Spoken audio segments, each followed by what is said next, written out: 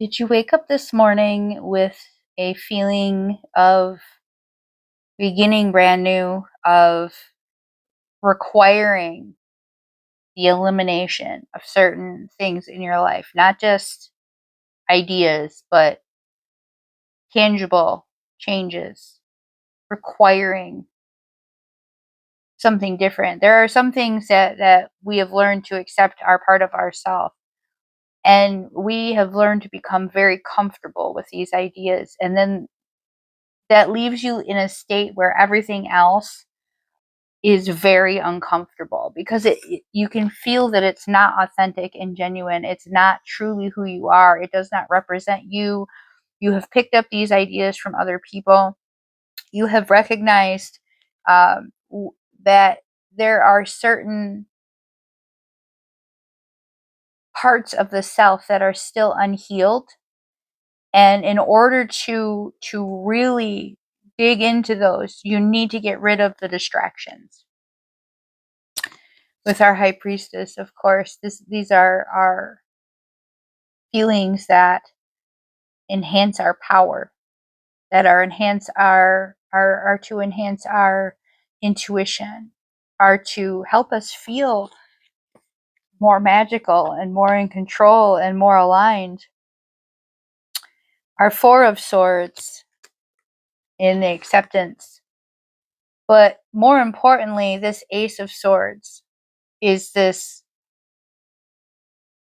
direct and intentional need for change, need to do something different, need to let go of things that do not fit, need to move, need to pack some things up and donate them, need to eliminate contacts from your phone, need to cut your hair, need to throw some things out of your closet, need to go in and replace or to need to go and get something that you've always wanted, or begin something that you've always wanted to do and you've always questioned whether or not it was for you or what others would think.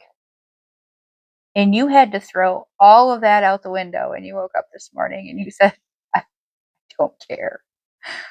I don't care. Because I only have so much time in this life, in this lifetime, in this body, in this experience. And I'm going to get to the root of my healing, and I am going to learn to love myself unconditionally, because I know that's what healing truly is. All right, for this part of the collective reading, we have these choices that one has been lamenting. That I'm hearing for a lot of you, this has to do with going back on something that you said you were not going to do again, or trusting a situation that you said that was the last time. You're definitely not going to trust that again. And you went back on what you said. It's okay. You have to tell yourself it's okay. You have to forgive yourself for needing confirmation, for seeking closure. These are human experiences. There are layers to that healing that you're still uncovering. And you had some questions. So you made these choices and you did some things that you said you would never do again. You went back on a promise. You neglected something that you promised that you would do. Or I'm getting, for some of you, this is you gave somebody a chance and they proved to you again that they were not worthy of that chance. And now you're beating yourself up about it. What good does that do? We need to have compassion for you, for your experiences, for the way that you learn. We are going to gain more from accepting that we've made an error and processing why we maybe did that, thinking deeply. We're talking a little bit about shadow work here. Thinking deeply about why did you make that decision? What was your need to give that person another chance? Because you have an attachment to how they feel about you or how they treat you? there is some connection here with whether or not they value you, because you care about them, or you did care about them deeply, and you wanted them to demonstrate for you that you are valuable. You were hinging your self worth on how they treated you, and you wanted them to prove you wrong. But your identity has never been about anyone else. So now you know this, right? You're sitting here nodding and saying, it's what they think of me doesn't matter. They're irrelevant. Now it's about choosing me. Now it's about picking my head up and walking forward and not looking back, and forgiving myself for having human experiences, because that's what I'm supposed to be doing. These two cards came up, and with it, the message of someone is coming forward to be honest with you. They're going to be honest with you about their behavior or their past actions or something that they were experiencing that resulted in the way that they treated you. The honesty that's coming forth is the type of situation that might anger you. It might make you feel some kind of way. Uh, but I'm hearing that we have to let them get that out. Not that we have to forgive them and move on, or rather, not that we have to forget it and move on, but we should forgive them for ourselves. We should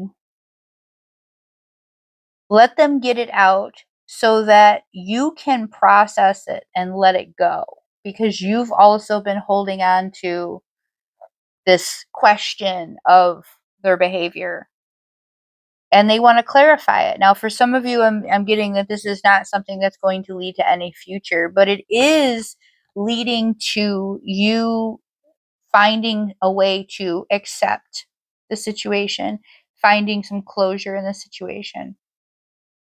The result of which opens up an avenue for love for you.